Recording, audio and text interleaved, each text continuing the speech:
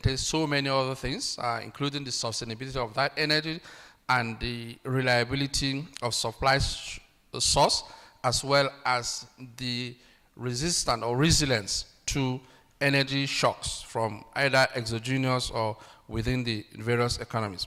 So we see this disruption not just as a turbulence, but it's a redefinition of how power plays out now, what are the policy directions that are going to be taken, and what is the progress forward that you go. I will show a map. I think there was a slide before this. Yeah. So this slide, no. Oh, sorry, I missed the slide in your, I missed the slide in the one I sent to you, but I'll talk through it. But before this slide, there's a slide, but let me just discuss this slide. This is where the renewable energy growing and where are they stalling. So we now see where are the potentials for energy demand and what are the opportunities for us to tap from those sources. From this graph, I don't know whether you have the cursor thing. Okay, it's not there. Okay, I'll just use the colors. You see the expanding lines towards 2024 going to the red line, which is China. And then you also see the Asia Pacific and the Oceanic.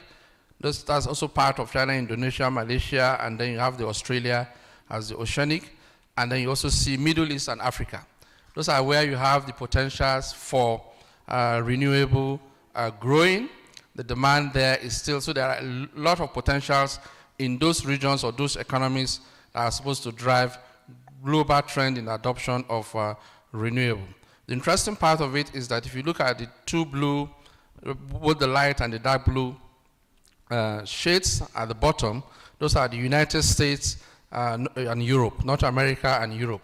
And you see the saturation of the growth in renewables in those, because they are already peaked. These guys have been adopting renewable for the last 20 years, so they are already peaking.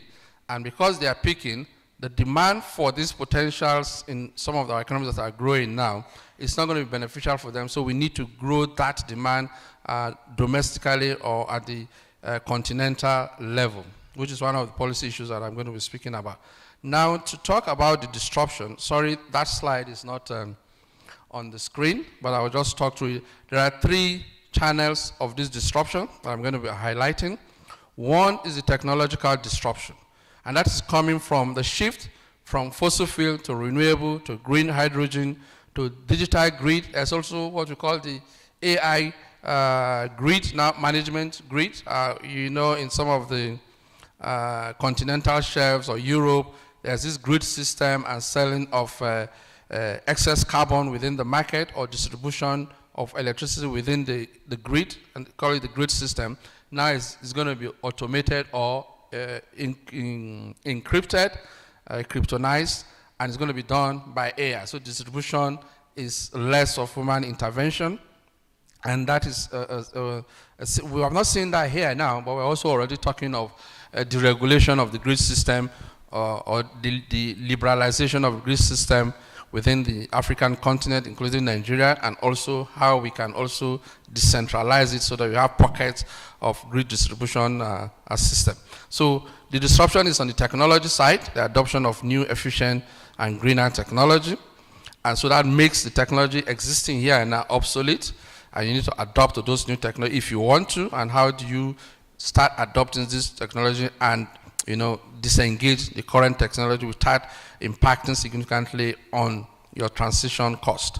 Then you have the geopolitical disruption. This is from the weaponization of energy. We saw that with Russia, what it did to Ukraine and the United States, and even to Europe, and how it negotiated new oil supply contracts and used that to also frustrate activities in Europe. And you now saw, even though it was fighting Ukraine, it was trying to come into the Eurozone, but other European countries, United Kingdom, started to have bilateral negotiations with Russia to be able to have supply of energy sources to their economies. So that is the weaponization of energy supply.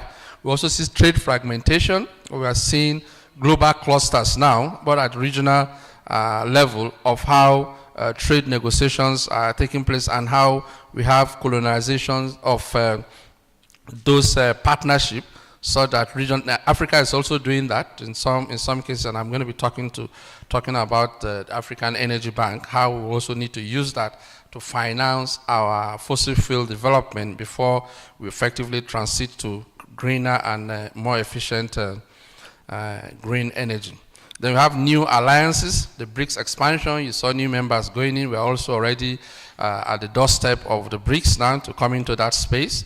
The OPEC and the OPEC plus dynamics, we're also seeing that. So that's the geopolitical disruption. Then the financial disruptions is coming from decarbonization.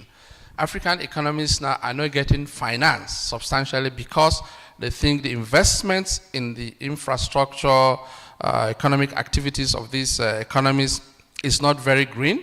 It contributes hugely to carbon emission because we are still dominantly fossil fuel, coal and all that. And so global sovereign rating agencies are rating down investors or firms or banks that bring their investments into these economies.